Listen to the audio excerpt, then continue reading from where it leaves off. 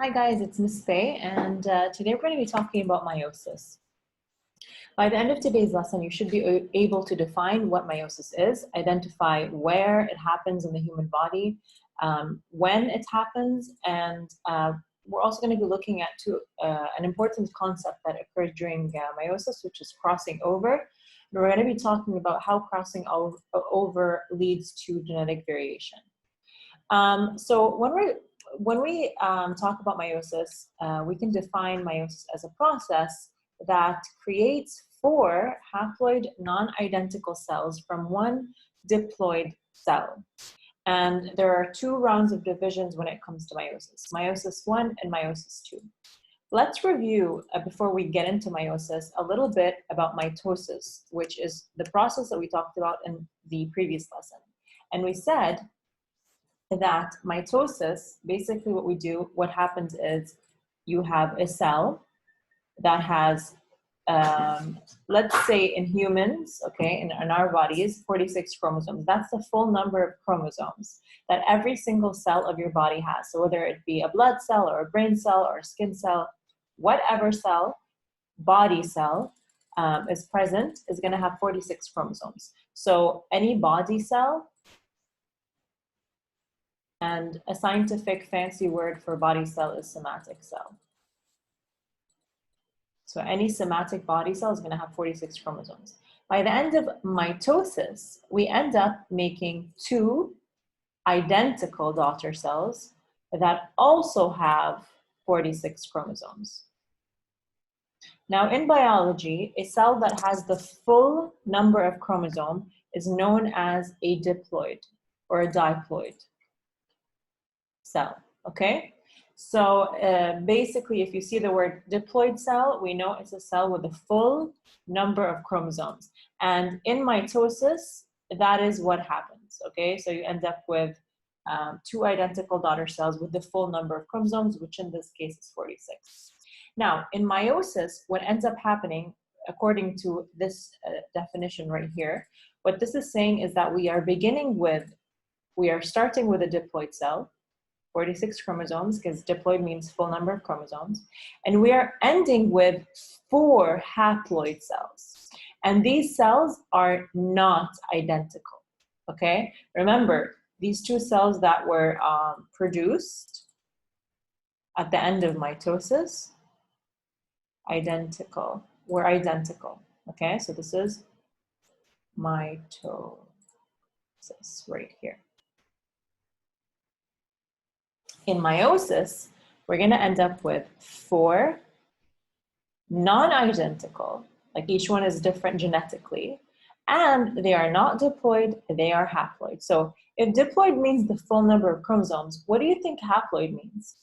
Haploid kind of sounds like half, right?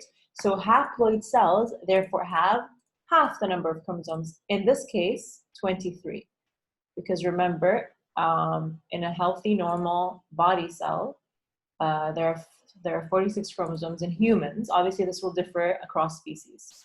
So a haploid cell must have 23, all right?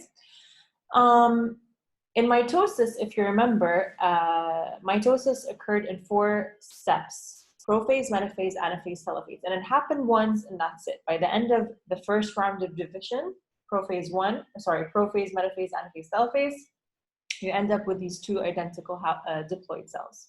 In meiosis, the division, prophase, metaphase, anaphase, telophase, happens twice. So you have 2 rounds of division. This is what we mean by 2 rounds of division.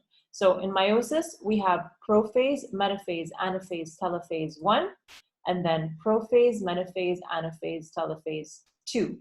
And by the end of these 2 rounds of division, we end up with 4 haploid cells that are non-identical. And we'll talk about why they are non-identical and how they become non-identical in a bit. All right? But for now, I just want you to understand what meiosis is. It's a process that creates 4 haploid non-identical cells that originated from a single diploid cell, and it occurs in 2 rounds of division. Meiosis 1, which includes prophase, metaphase, anaphase, telophase 1, and meiosis 2, which includes prophase, metaphase, anaphase, telophase 2. Okay? Now, where is this going on? Where is this happening? We said that mitosis right here, we said that mitosis occurs in body cells, right? This means every single body cell you have, brain cell, hair cell, skin cell, whatever body cell, it's going to undergo mitosis in order to make more cells in case that cell gets injured, or in case the person or the organism is developing and growing, or just after some time, all cells kind of like finish their lifespan and they need to be replaced. So in this case, mitosis will happen to do these things. Now in meiosis, meiosis does not occur in body cells. Meiosis occurs in gametes, okay? So meiosis does not happen in body cells, it happens in gametes.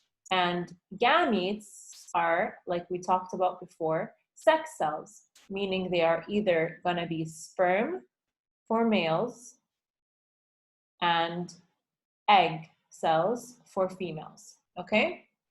So in any organism, sexually producing organism that makes sperm or egg cells, these cells are produced by the process of meiosis, okay? So if I am trying to replace my red blood cells, okay, that's not gonna happen through meiosis, that's gonna happen through mitosis. But if I'm trying to create a new egg cell every cycle, then that will occur through the process of meiosis. That's how I end up, or a person ends up with more gametes or more reproductive cells. Okay, so let's now look at the next learning target. Let's talk about why those 4 cells at the end of meiosis are genetically different. Okay, now in mitosis, all that's going on, all that's happening is that that original cell is making a copy of itself. If you were to take a sheet of paper and take it downstairs, I'm saying downstairs because I think I'm still at school, but if you take it to the photocopy room and you photocopy it, okay, it's gonna look identical to that original paper, right? Because all you're doing is creating copies. Well, that's usually what's going on in mitosis. The original cell, the original DNA in that cell, all that's happening is that you're creating basically duplicates of that DNA, and then you're splitting that DNA into 2 cells.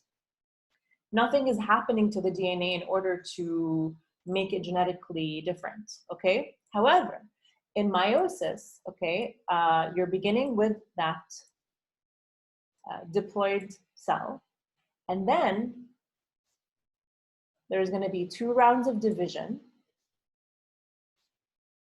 and we're not going to worry so much about the details. Obviously, there's a lot of details going on here. We don't expect you to know all the details now, just because we're only covering an overview of meiosis. Okay, it's a lot more complicated than this, but I'm trying to simplify it as much as possible. So this is the first round of division, meiosis 1, and then meiosis 2. Okay, now at some point during these 2 rounds of division, specifically right here in meiosis 1, something known as crossing over is going to happen, all right? Crossing over leads to the genetic diversity, meaning it creates brand new combinations of DNA that we did not see before. It creates new DNA, it creates diversity. This is why you do not look identical to your mom or your dad. You look similar, or you're like a combination of both their features. You might have straight hair like dad, but green eyes like mom, okay? So the traits that you have are a combination of both your parents, because what was happening is behind the scenes, during meiosis, the DNA of both your parents shuffled, all right? And then when fertilization happened, when the sperm and the egg combined, the brand new kind of like shuffled DNA came together and basically made you, all right? So meiosis, so crossing over is a process. You need to know that it's a process that happens in meiosis 1, okay? And it's, what does it do? What's so great about crossing over? It results in genetic diversity. How does that happen? How does crossing over result in genetic diversity? Well, let's take a look. Let's kind of go back to a chromosome, all right? And we said that usually a chromosome is represented by this X shape, and essentially a chromosome has a part in the center called centromere, right? And each one of these strands is known as a chromatid, and together they are sister chromatids, correct? And basically this strand and this strand, since they're sister chromatids, they are identical. They are exactly the same. The genes, okay, because remember, a chromosome has genes on it, which are sections of the DNA. This whole thing has DNA on it. Oh God, okay. And, but like every section is known as a gene, all right? And of course, every person will get half of their genes from mom and half of their genes from dad. So let's assume that a person has a specific set of chromosome, and that chromosome, because you have 46 of those in total, and that person that chromosome contains specific genes on it. In crossing over, what happens is segments, okay, parts of the chromosomes are going to essentially swap, okay, you're gonna switch or swap segments of the DNA. Basically,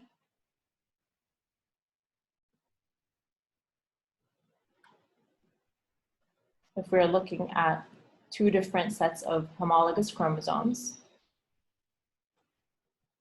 okay, let's say that this chromosome came from mom and this chromosome came from dad.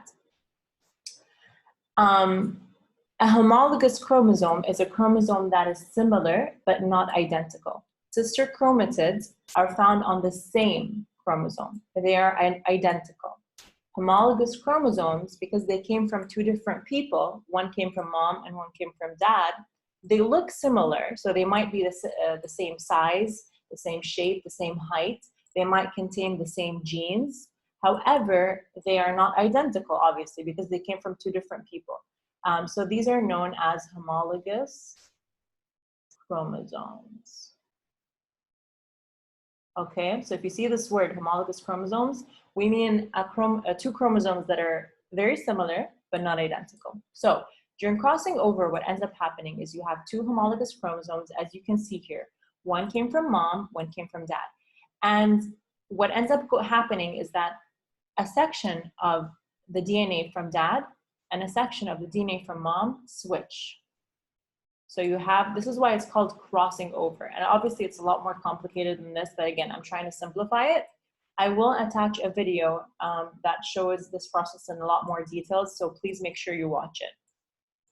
Essentially, what's going on is that DNA from mom and DNA from dad's chromosomes are switching, are mixing. You have this DNA kind of like mixing going on, which ends up creating a brand new set of DNA, a brand new set of variations of these genes. And this is what we mean by crossing over. This is what leads to genetic diversity. And this is why when we look back at these four cells that are made at the end of meiosis, this is why these cells are genetically different, because crossing over happened during meiosis 1, which shuffled the DNA, and created genetic diversity. Okay, I hope that was helpful and clear. If you have any questions, as usual, please make sure to ask me. Have a great day.